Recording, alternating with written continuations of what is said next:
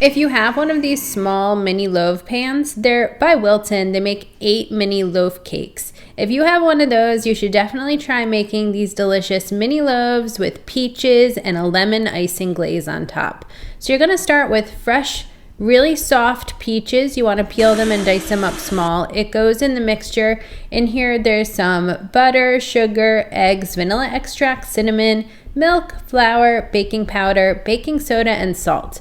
It bakes in there for about 20 to 30 minutes until they're browned on the tops and the edges. These look perfect, and I actually like to cool the mini loaves right in the pan. I just leave them there for about 15 or 20 minutes, but these are so good warm as well. So sprinkled on top were some more fresh peaches, and my son sprinkled some sprinkles on top of his. And then once they're out of the oven, that's a good time to put together the lemon icing, which is so delicious.